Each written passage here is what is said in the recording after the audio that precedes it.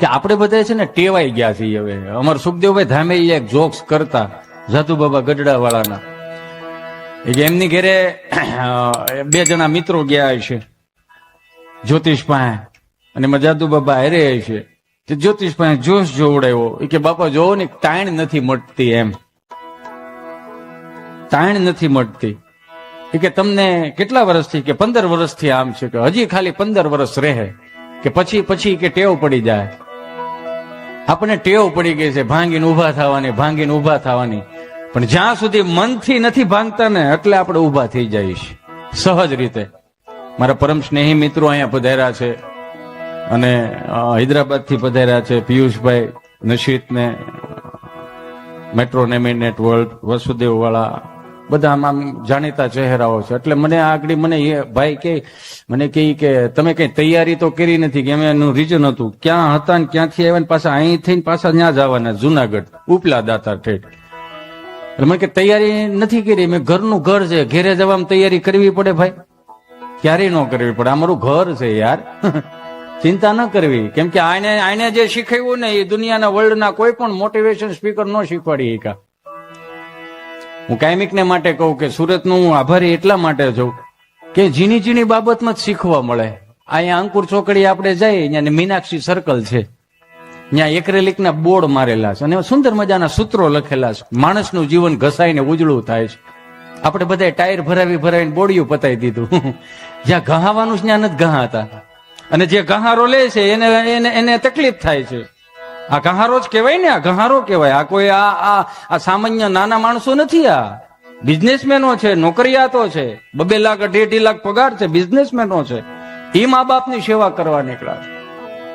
હું સંસ્કૃતિ ધામને એટલા માટે ધન્યવાદ પાઠવું છું કે તમે આવનારી પેઢીનો સુંદર મજાનો એક ચીલો ચિતરતા જાઓ છો. સેવાનો ચીલો, ક્યાં સેવા કરવી, ક્યાં ન કરવી, શું કરવું. મને માફ કરજો, હું કોઈનો વિરોધી નથી, પણ મને આ પ્રોગ્રામ બહુ કરીને એટલે ઘણા ચેરિટેબલ ટ્રસ્ટ મળ્યા.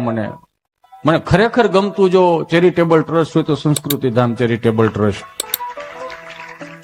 આપણે સદભાવના ચેરિટેબલ ટ્રસ્ટ ગમે, એના કામ દેખાય છે આમાં. મને માફ કરજો, જ્યાં આપવાનું હોય ને ત્યાં દિલથી આપજો. બાની હયાતી ન હોય તો બાના નામની એક યાદી ચિતરાવજો. બાપુજીની હયાતી ન હોય તો બાપુજીના નામની એક યાદી ચિતરાવજો. બહુ દીધા જેવું સ્થળ છે આ. અને મને ઘણી વખત કે હિતેશભાઈ તમારી ફી હું? મેં કીધું તમને ન પોહાય, પણ હું કોઈ 25-50 કોઈની સેવા કરવા નથી જઈ શકવાનો, કોઈ ગાયોની સેવા કરવા નથી જઈ શકવાનો, પણ એક આ ભગવાને આપી છે એનાથી સેવા તો થાય ને. કાંઈ ન કરી શકો તો કાંઈ નહીં. તમને આનંદ કરાવવું એટલી બહુ મોટી વાત છે. સૌથી મોટામાં મોટું અઘરામાં અઘરું કામ હોય ને તો દાંત કઢાવવા અને દાંત કાઢવા. હસતા રહેવું ને હસતા રાખવા ને બહુ અઘરું કામ છે. અને એમાં આજની તારીખની અંદર આવા તેજી મંદીના યુગમાં ડોલર ક્યાં ગયો, ઓલો ટ્રમ્પ શું કહેવાય, ઓલું નાયક થયો છે. આગળ નથી જોતો તો હું. ચિંતા નથી કરવાની. જ્યાં સુધી આપણી પાસે ભજન હશે ને ત્યાં સુધી આપણી પાસે વાળ વાંકો નહીં થવાનો. શું કામ ચિંતા કરો? ગામ ગમે કરે, આપણી પાસે ભજન રાખો ને. મારા બાપ આપણે અહીંયા દેશી ઘંટલા આવતા, 2 પડવાળા ઘંટલા, એમાં એક ખીલો વૈશમાં હોય, અને ઉપરથી ઓરણ નાખવાનો, મગ નાખવાના, પછી ચણા નાખવાના, ફાડા કરવા, અડદની દાળ. એટલે આમ તમે હવે તો વી ગયો, હવે તો સેલ્ફી પોઈન્ટમાં જ બધું રહ્યું છે. સેલ્ફી પોઈન્ટમાં જ રહ્યું છે, હેરિટેજમાં જ રહ્યું છે બધું. હવે કેમ કે નવી આવનારી પેઢીઓ છે ને આપણને શું કહે ખબર છે, અમારા બાપ દાદાઓ કેટલા બુદ્ધિશાળી હતા, કઈ રીતે જો એને આઈડિયા કરેલો છે. પણ આ ઘંટલો જે રહ્યો ને એમાં આદિ અનાદિથી આપણા સંતોએ, મહંતોએ, ઋષિ મુનિ ઘંટલાનું પણ એક સુંદર મજાનું ઉદાહરણ આપ્યું છે કે જે એક ખીલે રહે ને કોઈ દી ફાડા નહીં થાય. એટલે ભજનમાં રહેવાનું. અને એટલું બધું ન ભણી જવું ભજનમાં બેહતા શરમ આવે. એટલું બધું ન ભણી જવું ભજનમાં બેહતા શરમ આવે. બહુ ભણી ગયા હોય ને શું કે ખબર, આ બધું ખોટા ખર્ચા છે. મંદિરમાં શું પૈસા નાખવાના, કથાઓમાં શું પૈસા નાખવાના. શિક્ષણ આપો, શિક્ષણ આપ્યું ને એટલે તો મા બાપ રખડતા થઈ ગયા. એની કરતા અમે અભણ હારા હતા કે બા તો હારે હતી. મને માફ કરજો, હમણાં એક મિત્ર ની ત્યાં ગયો, 6 કરોડનો બંગલો બનાવ્યો. એટલે મને કે હિતેશભાઈ તમે આવો એમ. મેં કીધું સારું. એટલે અમને બહુ એવું હોય કેમ કે તમે મોટા કરી દીધા છે ને અમે હતા નહીં ને આપી દીધું તમે બધા ભેળા થઈને. નકર હોજરી આવડી જ હતી. 6 કરોડના બંગલામાં ગયો ને એટલે આમ સહજતા આમ આમ આમ કર્યું ને 2-3 તાળીઓ કે હાય શ્રી ઓન લાઈટ થઈ. મને ગમ્યું બહુ. હાય શ્રી ઓન પંખા ઓન ટીવી બધું ચાલુ થઈ ને મેળે મેળે. મેં કીધું સારું કર્યું ભાઈ મને દેખાડ્યું. મેં કીધું આ 100 વર્ષ પેલા બા દાદા જોઈ ગયા તો અગરબત્તી કરત બધાની કે ભુવાજીને બોલાવત કે અહીં કઈક થાય છે કે તાળી વગડે ને કઈક થાય. સરસ બહુ સારો છે. કેટલો ખર્ચો કર્યો છે આમાં એ કે આ એક સિસ્ટમ અમે જર્મનીથી મંગાવી હતી. બહુ સરસ સિસ્ટમ છે. અહીંથી 1000-2000 કિલોમીટર દૂર હો ને ઘરમાં લાઈટ થાય તો આપણને મેસેજ આવે. સરસ. કોઈ ચોર આવ્યા હોય તો અલાર્મ મળે વગડવા. મેં બહુ સરસ સારું કહેવાય. તો મેં કીધું હે ભાઈ તમે 5 માણસ જમતા હો અને બીજા 5 માણસ આવે તો હે શ્રી તું બોલશે સેવ ટમેટાનું શાક બનાવી દે ખરું? તું રાતના 3 વાગે ઠાયકો પાયકો આવ્યો તારી માનસિકતા ખોરવાઈ ગયેલી છે તું હાવ થાકી ગયેલો છો તો હે શ્રી તું બોલી તને પૂછે ખરા તમે જીમાત નથી જીમા એમ તમે કેમ થાકી ગયા એવું પૂછે કે ના એવું ન પૂછે. મેં તો બા ક્યાં કે બાને તો ગામડે મોકલી દીધેલા ને. મેં તો બાને લીએ આ હે શ્રી કરતા શ્રી ને લાય તો 3 વાગે રોટલો ઘડી દે. જરૂર એની છે આની જરૂર જ નથી.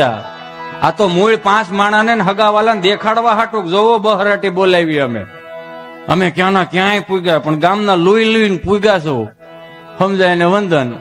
બારા નીકળી જાવ મારા બાપ ભગવાન ભલું કરે. બધાય અહીંયા હું તમે બધાય ગામડેથી આવેલા છે.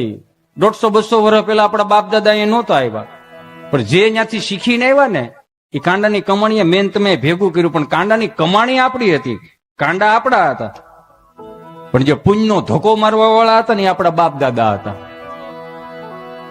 એને કઈક પુણ્યના ઢગલા કર્યા એટલે તું તમે ખોતરીને ખાઈ છી.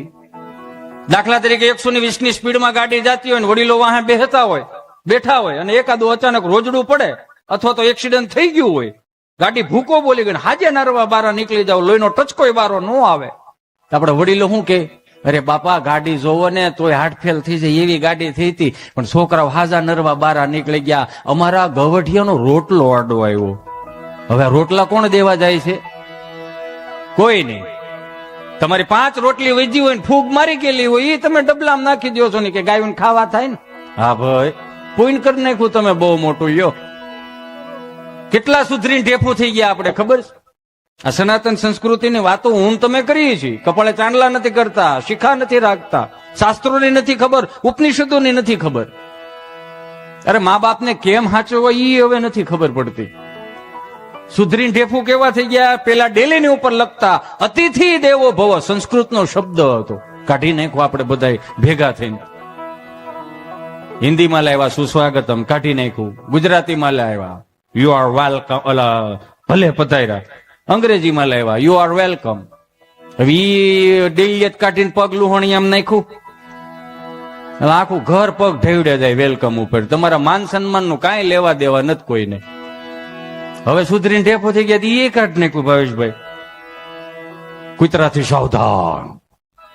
તો આપણને ખબર ન પડે કે અંદર રહેતું કોણ છે આમાં. એનોય વાંધો નહીં. પેલા એક સમય હતો કે ડેલી એ દાદા બે હતા. હું કામ કૂતરા અંદર ન આવે? ભલે એ તો હવાર સમજે તો વાંધો ને આપણે કાંઈ ઉતાવળ નતો. ધીમે ધીમે આ કેમ કે આજ હું શાંતિથી બોલતો એવું નથી લાગતું તમને? થોડોક થાક છે મને, બીજું કઈ નથી. થોડોક થાક લાગ્યો. પેલા ડેઈએ દાદા બેસતા હુકામ કૂતરા અંદર ન આવે. હવે ડેઈએ કૂતરા રાખે માણસ અંદર ન આવે. અમારા સૌરાષ્ટ્રમાં અમારા ગામડામાં ડેલી હોય ને એમાં આગળ ફળિયું હોય ને પછી એક ઓસરીએ 5 મકાન હોય. એ 5 મકાનનો છાંયો પડતો હોય ને બપોરના 1:30-2 વાગ્યા એટલે દાદા ત્યાં ખાટલો નાખીને બેઠેલા પન્યું ઓઢીને. તેમાં કૂતરું ડેલીમાં આવ્યું. 4 પગાળું કૂતરું આમ કરીને ડેલીમાં ગળકું. આમ જ ગળકે ને જગ્યા હોય એટલે આમ ગળકી ગયું. એટલે હું એમાં હું વંશ મોર કે કૂતરું આમ જ ગળકે ને કે વંશ મોર.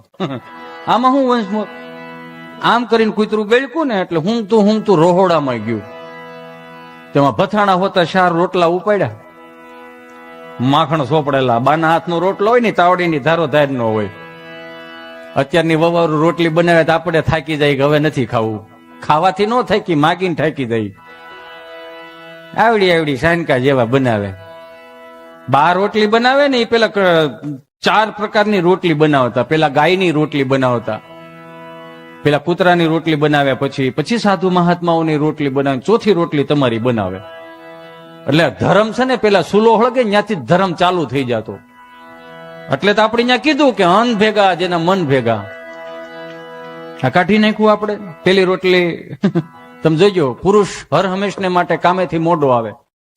આ કુતરા વડો સંભાળી ગયો પાછું. પુરુષ કામેથી મોડો આવે એટલે ઘરવાળા શું કે કઈ આવો છો? આવું છું.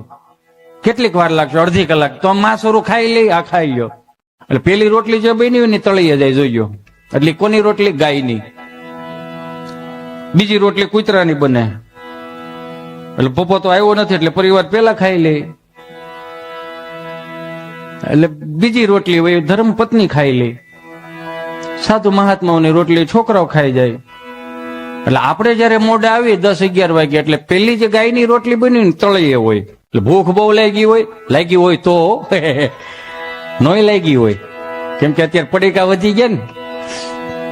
હમણાં પીએ સાહેબે એક ફોન કર્યો, ઓલા હવલદાર સાહેબે, હાલો સાહેબ, હા એક છોટા હાથી પકડાણો. શેનો છે? ઇંગ્લિશ દારૂનો. હે? ઇંગ્લિશ દારૂનો. તો કે સાઈડમાં મૂકી દો.